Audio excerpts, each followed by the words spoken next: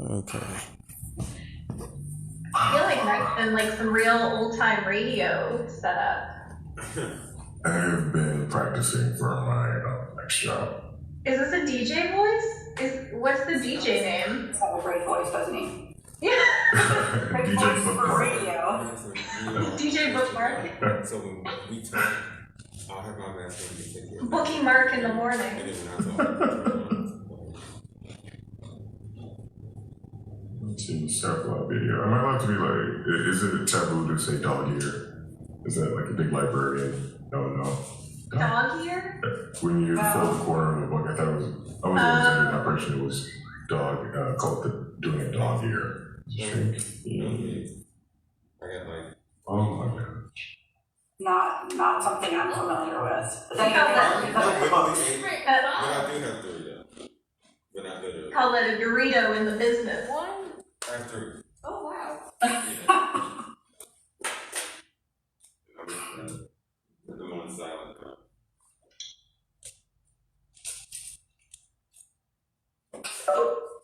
Okay. Madison, tell me again where you go to school at. Beaumont? Where do you go to school at? Beaumont. Beaumont. Oh. But I was a previous student of Wade Park. Okay, I just want to put that in my notes. Where is Beaumont? Shake Heights, Cliff Heights border. Oh, okay. Gotcha.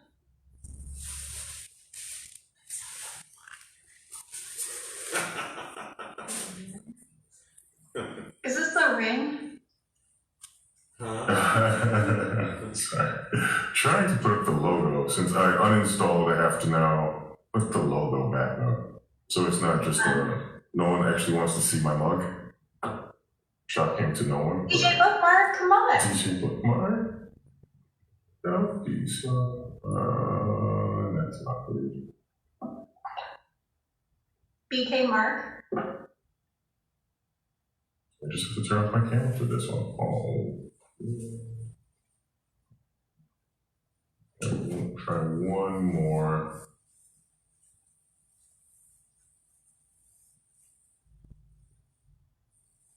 Is it backwards? Nope. Nope. Perfect. Okay. Is everyone ready? Yes, We're all ready. we're ready. Okay, give it 15 seconds to go. Are we going live with this, or this the pre-recording and then release it later? Ooh, okay, not 15 seconds there. Yeah, we're live now. Everything is sorted out. I have the presentation ready and queued to go. All right. And when turn this one on, we'll be live. Good afternoon and welcome to Count on Us, our pre-Halloween live Facebook census chat. My name is Robin Wood. I'm here today along with my co-host Lisa Sanchez, who's filling in for Sarah today. Hi Lisa, how are you? Hello, I'm very good, Robin. Thank you for having me. Good. We're here for a pre-Halloween edition, so that's why we're being a little silly today. I'm the census queen, and Lisa's being a cowgirl. And our topic today is make it count. Don't ghost the census. So excuse us for being a little silly today. But to help us answer the questions about why it's important not to ghost the census, joining us today, we welcome Billy Sharp, president of the Urban League Guild, and Beaumont student Madison Reid. Welcome, Billy and Madison. Thank you so much for joining us today. Thank you for having us. Thank you for having me. So, great, Billy. So tell us how you're doing, and how are things with the Urban League Guild? Okay, so we're still dealing with COVID-19, so I'm going to take my mask down. The mask is going to wear hers because we're doing social distancing again because we're dealing with COVID-19. But we are doing fine at the Urban League, and the Guild is doing great. We are doing a lot of remote stuff. The Guild is on the ground in the community at food banks, trying to get information out about the census. That is where we're trying to make these food banks a one-stop shop. So you come out, get your food, get your census information, and you can go right home. So a little bit later, I'll have an announcement about what we're doing tomorrow at one of our food banks. Awesome. And Madison, can you tell us a little bit about yourself? My name is Madison Reid. I'm a 14-year-old student at Beaumont School, a sophomore. The reason I went to Beaumont in the first place was because I was very young when I was starting high school, 12 in fact. So I started at an all-girls school to compensate for how young I was. And I just fell instantly in love with Beaumont, and I wanted to stay for all 4 years. Great. Thank you so much. So one of the features of our program is we do a little census trivia game. So Billy and Madison, can we count on you to play along? Sure. Awesome. All right, Lisa, take it away. All right, y'all, I got a couple questions for you. Nothing too serious. It's like, whose line is it anyway? The points aren't real and they don't matter. We just want to hear your answers. So start off, question 1. What type of education funding is dependent on census population numbers? I think it's D. Can you see him? Hold on one second. A says federal block grant. Okay, yes. Okay, now I can see. Sorry. Yes, I agree. We say D. All of the above, D? Yes. Okay, that is correct. Yeah. Good start, strong start. Education is extremely important, and it's very much tied to the census data. So can you tell us a little bit why we should count kids even if they're not in school yet? So, to add on to that too, we had a problem with counting kids. I think we had over 1 million, the last census taken, which was 10 years ago, over 1 million African American kids were not counted. So it's really important that we count kids, again, for school lunches, so on and so forth. So really, really important that we have our kids counted. Great, thank you for that information. I didn't know that. Is there a certain age that kids count? I mean, when do we start counting them? That baby. As soon as they're born, because the census, we're counting every human being that lives in the country. So if somebody resides in your home, whether they be 2 months old, 2 hours old, we have to count. Awesome. What if you have a kid living in your house that isn't yours? What if it's your niece or nephew or grandchild that's living in the house with you? Did they count? That is a great question. So at the time when you take the census, whoever resides under your roof at that time, no matter if they technically live somewhere else, who's ever under your roof at the time when you do the census, that is who you count. Awesome. Great. Thank you so much. Mm-hmm. All right. So next question. Next question. Y'all sound like you are already experts on this, but true or false? You cannot count children in the household unless they are directly related to you. True or false? That is false. We go with false. Absolutely correct. Again, y'all are on a roll. And I know you already talked a little bit about this, Air 5. So like just as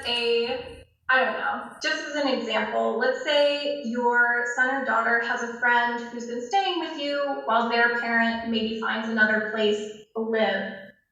Just because someone isn't related to you, that doesn't mean that they don't count, kind of like you already said. Let's talk about why not counting the kids who kind of bounce around would be a problem for Cuyahoga County specifically. Okay, so it's a problem directly in regards to resources. A lot of people are transit, not only kids, but in a certain area, a school gets it's some funding from the census number, so the food banks. So anybody who's moving about, especially kids, anybody who's moving about in an area needs to be counted. There actually is a system to count the homeless as well, even though that they don't have a physical permanent address, but the homeless are counted.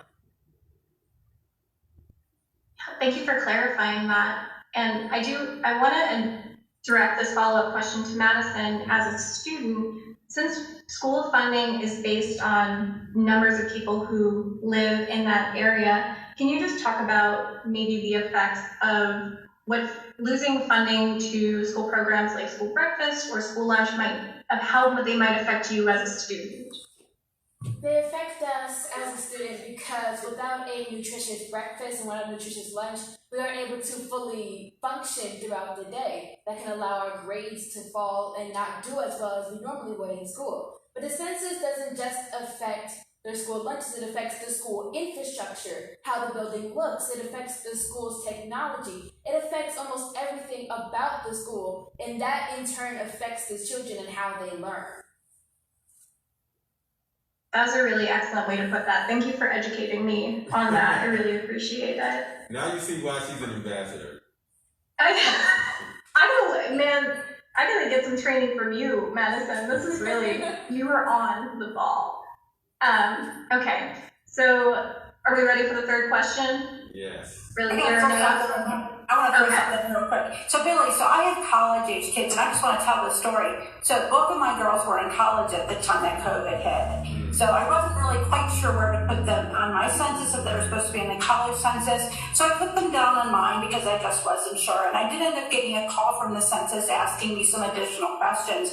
So I'd like to tell that story because if you're not really sure, just put them down. And the census has the deduping process where they'll call you to check information. So I always try to give people the advice, just put people down. If you're not sure, they'll follow up with you. And don't be worried if you get a phone call from the census worker trying to ask you additional information. But if they're asking you for your credit card number, don't give them that information. It's not a census worker. Correct. I'm glad you bring that up. So the census is in the Constitution that we have to count every person that lives in the country. So you're absolutely right. If you don't know, put them down. The Census Bureau will sort it out. So actually early on too, in regards to the fraud that you kind of alluded to, there was some fraud going on early on that people would call and say they were from the census asking for personal information. The Census Bureau does not do that. They only ask you what's on the form. Thank you. Mm-hmm. Thank you for that follow-up question, Robin.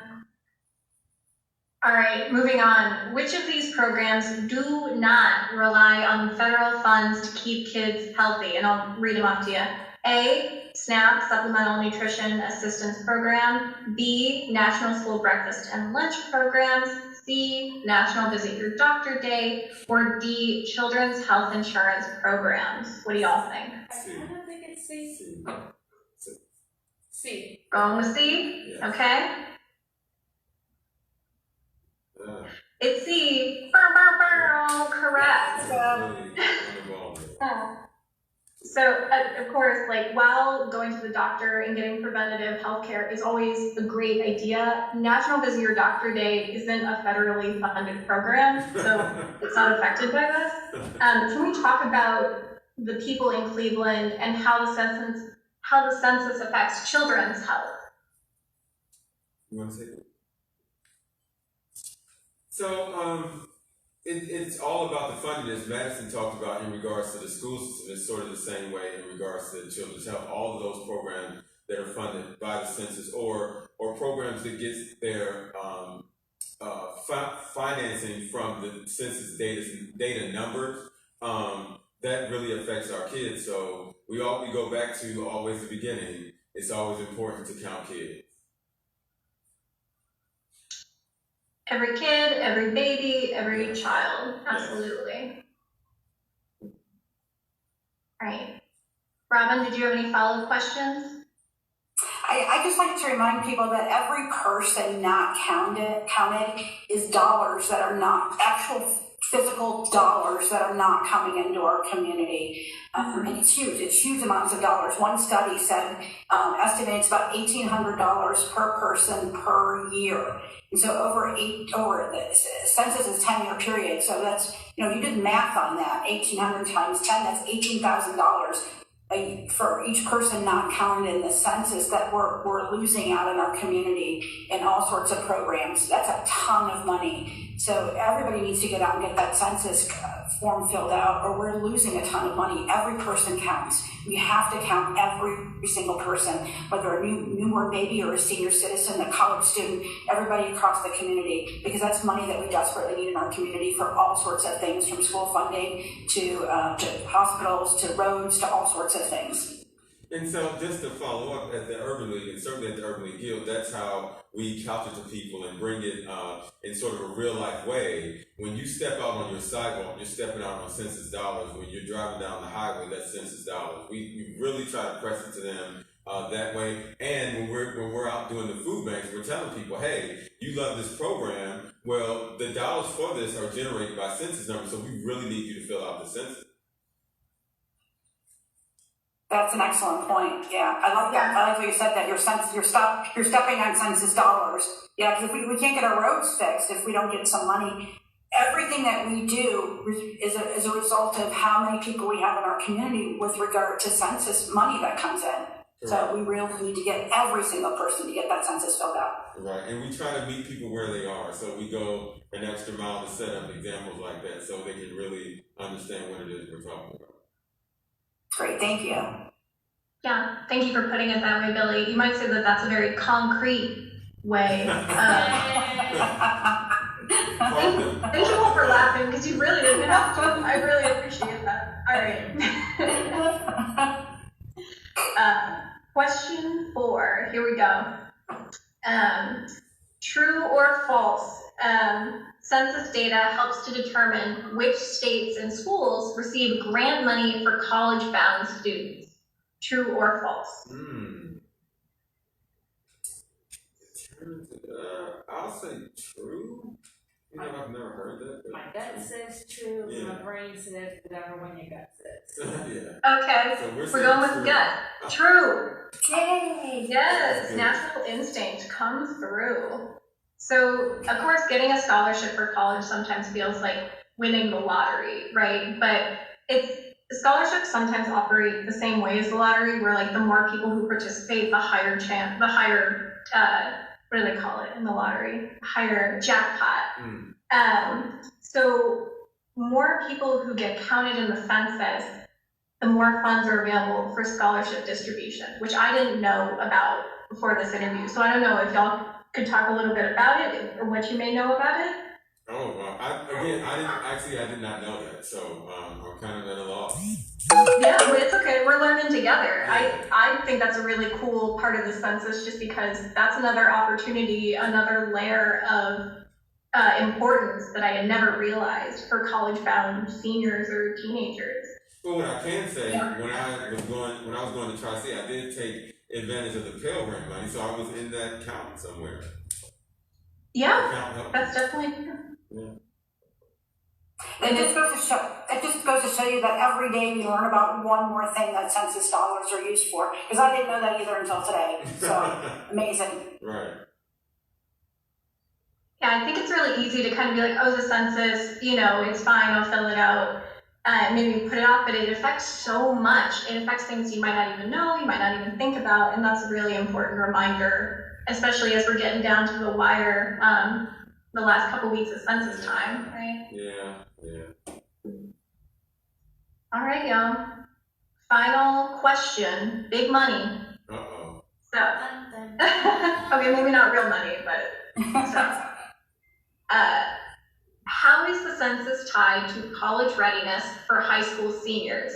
A, local organizations like the Urban League receive funds for college prep programs. B, census staff reviews SAT and ACT pre-test scores through a secret portal in the deep web. C, scouts are sent to find potential students to receive scholarship to attend Census University.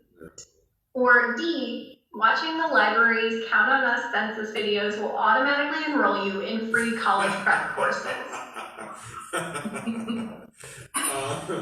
I think we're going to go with A.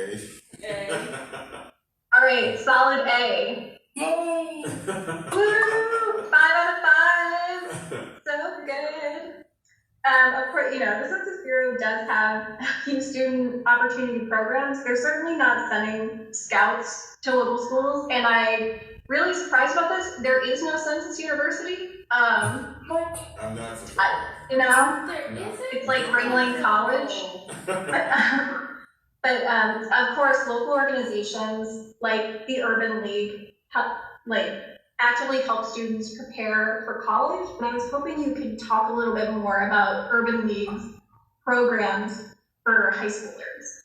Okay, so we have kids that come in. They go through training courses. We also have an HBCU tour that we do every year. I believe last year we sent 50 kids on the HBCU tour, and I want to say 4 of them or 5 of them were accepted and got grants to go to college, I think on site. So we do a really big program in regards to getting our kids ready for college. That's excellent. Yeah. And Great. Go ahead, Lisa. oh, I was just gonna ask, what was I gonna say? Nope, I lost it. It's gone now. It went straight to the hat. I don't know. That happens. It happens to the best of us. So, Billy and Madison, do you have anything else you want to say? Anything else you want to add? Last minute words of encouragement that you want to talk to our viewers about? Well, I do. So I said, I alluded to earlier, I would make the announcement that tomorrow, the Urban League Guild will be at Mount Gilead Missionary Baptist Church at 7025 Cedar Avenue. It is their monthly food bank, so we'll be there making a last push for the census. We're giving the first 100 people free toilet paper and PPE, and there will be census takers on site. You can take the census at this event. So we will be there from 9 a.m. to 11, so come out, come one, come all, get some food, get census information, you got goodie bags, and you can take your census on site. Awesome. Can you repeat the address one more time? 7025 Cedar Avenue, that is Mount Gilead Missionary Baptist Church. Awesome. That's great news. Hopefully we'll get some viewers out there to fill their census out. I just want to remind people too that if you haven't filled out your census, you can come to any one of the Cleveland Public Library's 27 branches and the main library downtown. We're open Monday through Saturday from 10 to 6. You have computers available. You can come in. If you need help, we'll give you any help that you need to get that census filled out. What about you, Madison? Anything you want to leave us with today? I would like to say it's the last push to complete the census, because the census gives money to not just the here and the now, but in the future as well. In 10 years, this could be my family that the schools will be impacted by the funding. In 10 years, or even in the next year, it could be your children or grandchildren that need to go to a daycare center that is funded by the census. The census does not just impact the here and now and present, it impacts our future. Not just the future, but our future. Absolutely. I'm going to send Lisa a surprise question here. Lisa works in our Center for Local and Global History, and in that department, they do a lot of genealogy. So, Lisa, how does the census affect genealogy? Oh, from a historical perspective, we get a lot of patrons. I would say the majority of our patrons ask for information to track their heritage, to track their relatives that may have already passed on. The census offers a great amount of information about where ancestors may have lived, what jobs they may have done, when they were married, how many children they had, who lived in their household, approximations of when they were born, which is really important, especially if you get into like the 19th century when birth records are a little bit iffy, to say the least.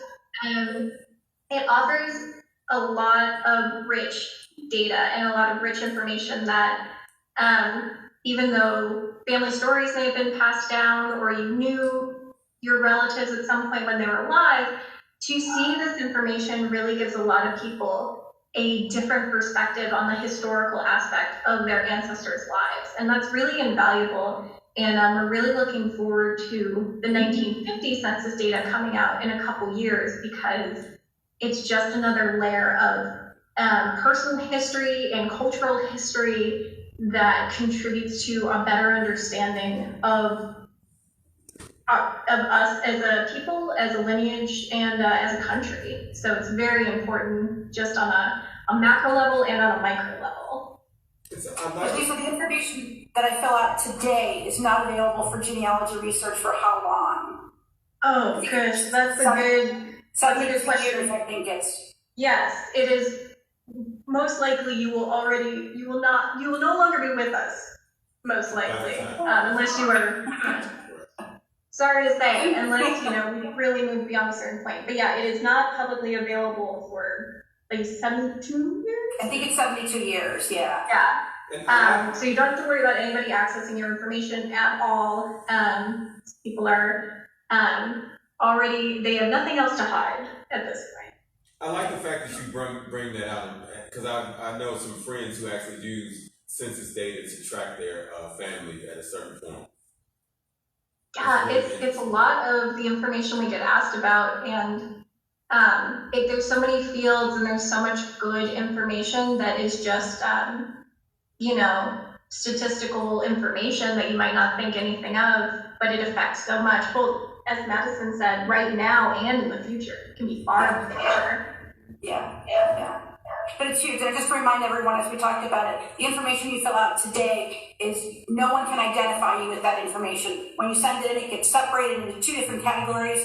One is separate until for 72 years, the people can open it up and look at for lineage purposes. The other information is just statistical, and that's all the government is looking at right now. And I can't say the word, the statistical information. So no one's going to come knocking on your door saying, I know who's in your household, because they can't get a hold of that information. It stays safe at the Census Department. And if I may add on right there, because that is one of the that's one of the hurdles to getting people to fill out the census, because they believe, well, this will affect my benefits or whatever.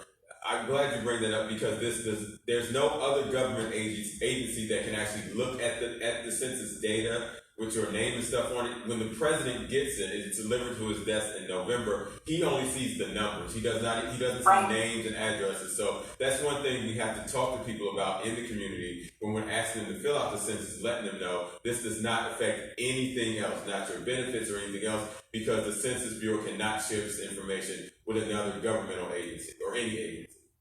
Right, including law enforcement. So law enforcement does not have access to that information as well. It's strictly for the census, and that is all. Right. Yeah. And so we touched a little bit about the things that they won't ask you. Absolutely no one's going to ask you for credit card information, bank account information. If somebody comes to your door and asks you for information that doesn't seem quite right, just shut the door, give the census a call, and ask them if they're supposed to be asking you these questions. There are enumerators out in the community right now, possibly asking for questions. But if you feel uncomfortable with someone, absolutely just don't answer any question that isn't already listed on the census form. And census enumerators they come with census credentials, so you can actually see their credentials when they come to the door. If it should actually be hanging from their necks. We have our lanterns on, but so you shouldn't even have to ask, because you should readily see it when they come to the door. Great point. All right. One more final thought. Anybody? Lisa, anything? I think we did a good job. Thank you. All right. I just want to remind one more thing. The census is also responsible for congressional districting. So the amount of representation we have at the federal level, state level, is all dependent on the census and the numbers that come back through that. So another part of the census that's really, truly important. Billy, do you have something on that? Yes. I was going to say, Madison would like to thank the staff here at Langston Hughes Library, the meeting room, and this is where we're doing this from. Well, thank you so much for joining us today and for the great information, Billy and Madison. It's been a pleasure working with you. So this wraps up our Facebook Live Census discussion. I hope you've enjoyed spending time with us and learning a little bit more about the census. Along with my co-hosts for the series, Sarah Dobransky and Lisa Sanchez, we hope you've enjoyed listening to this program with us. Please make sure you have completed your census, and that you're registered to vote, and that you're taking advantage of all the great things available through your library. Take care, and we'll see you at the library sometime. All right, bye-bye. Bye. Thank you. All right, so let's go to the camera real quick. We're on Facebook Live here. So, me and Madison just concluded a census conversation with the Greater Cleveland Library System. As you know, earlier I made the announcement that we'll be at Mount Gilead Missionary Baptist Church tomorrow from 9 a.m. There we are. Okay. From 9 a.m. to 11 a.m., we're giving out free toilet paper to the first 100 people. That's 7025 Cedar Avenue. Thank you. Appreciate and we'll have it. census enumerators on site. Yeah. Madison, you want to say something really quick as we sign? When I heard Lisa was joining us this week, I was like, For the good of I'm a our big fan. community, And for the good of our future, working. please complete the census. It's not just for you, but it's for the future it's for future generations, for the future of this country, for the future of our communities. Okay, and so I want to thank Madison and her mom, who is in the background. Madison has been along for the ride this time around with the census. She's been our census ambassador, so I really want to thank her. So again, tomorrow, please come by Mount Gilead Missionary Baptist Church at 7025 Cedar Avenue. From 9 a.m. to 11 a.m., we'll be giving away free PPE, toilet paper to the first 100 cars. We're giving away food, census information, voter information, and we'll have census takers on site so you can come and take the census and keep it moving. So again, we're signing off. Again, Madison, thank you so much for being along on Thank you this for ride. having me. Thank you.